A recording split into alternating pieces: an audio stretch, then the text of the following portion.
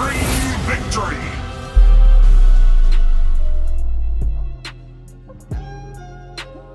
What's going on?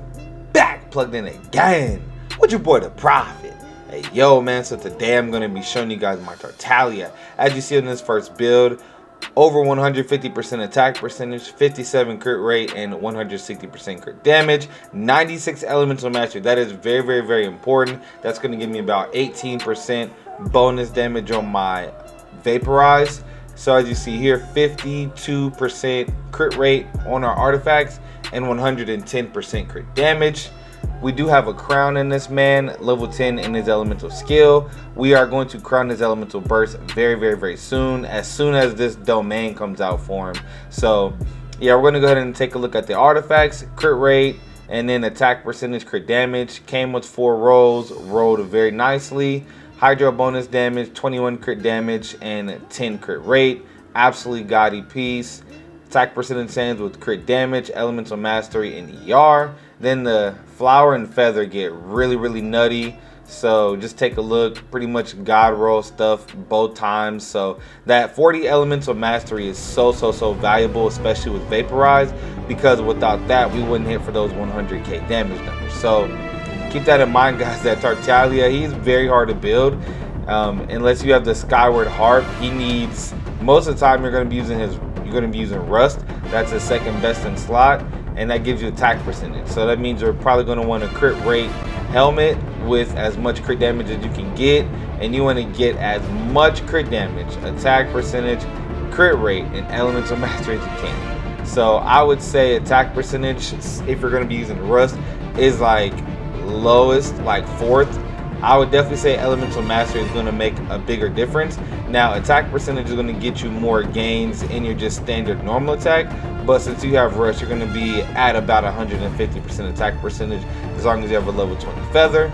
And attack percentage sands, that's about 95% attack percentage right there. So just notice that there are times when we do not have our cooldown for our melee stance, and I'm only using Clee to apply Pyro. She actually is one of the best at applying Pyro, and you see right there we got that fat 100k damage numbers right there. Pretty easy clap. This event does have a multiplier for your charge attacks, so with this build I'm standardly hitting for about 7,000 on charge attacks per like hit. You know, I've seen some higher numbers. Right here, one bang me Pyro Patui agent, absolutely great there. And you'll just see, man, this collection, I really do feel like the 2-piece Noblesse and the 2-piece Hydro set, the Heart of Depths, I think that is truly the best build for Tartaglia overall. Right here, we just popped in Adeptus Temptation to show you that 140k damage number right there. All those times, that was only with Pyro Resonance. That was no setup, that was no Bennett, no Mona, no Sucrose. So 100k, no Bennett, no Mona, no Sucrose. So what happens when we get the full max team elemental mastery setup? We get 150,000. Like I said, man, we gotta show the obligatory floor 7 max DPS hit, and I think you guys are gonna be massively surprised, just like I was. 380,000. This is by far my favorite build for Tartaglia.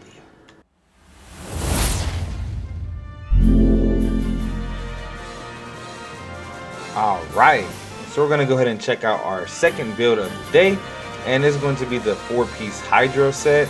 You'll see we do have about 5% more crit rate, but we did lose about 18% crit damage.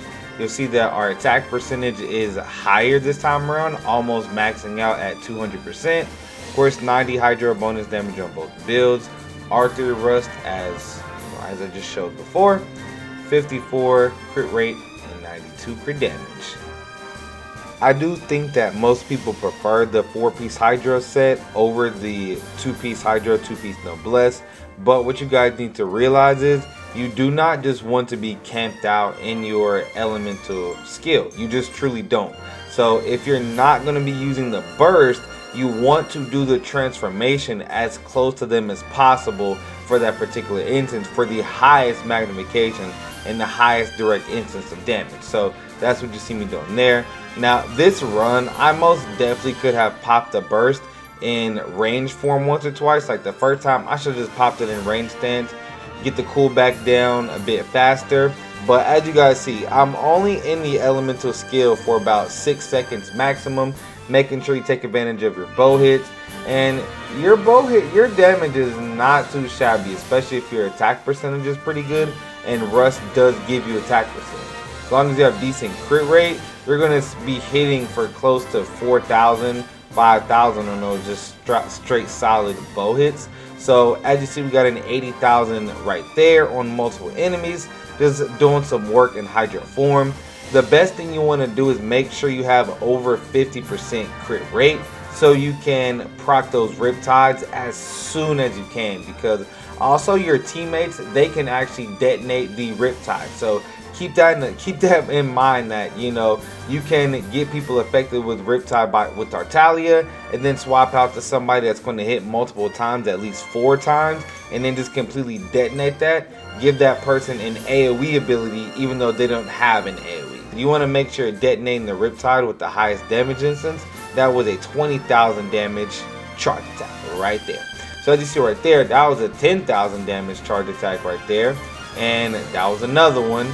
And we're just absolutely ripping it up. So with my current build, I can crit for about 11,000 in one instance of his charge attack. So just like you saw right there, and hit for about 80,000 without any type of buffs or any Zhongli shield, no elemental mastery, no swirl. So this is still a very, very great build overall, and a very solid build. You can really never go wrong if you have 4 solid Heart of Death pieces.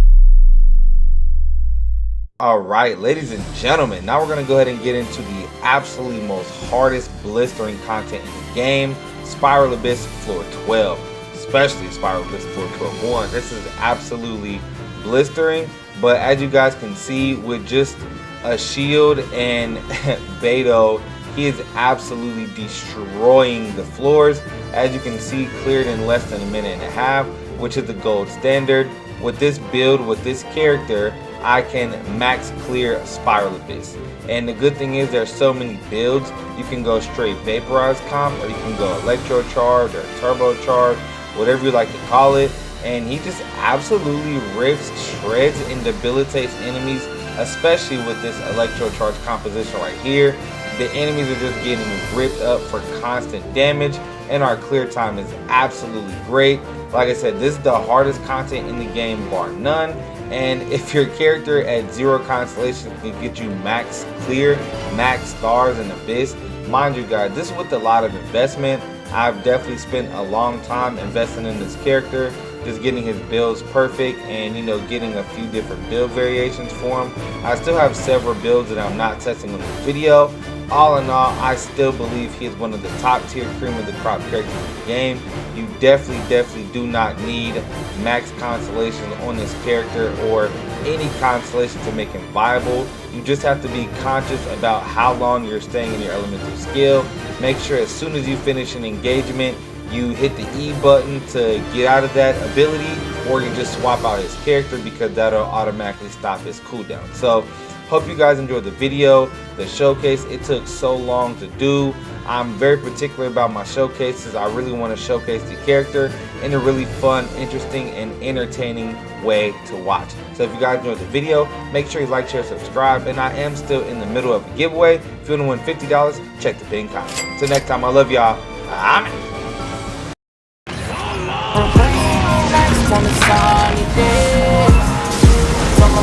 I'll make a wish. All them people done died.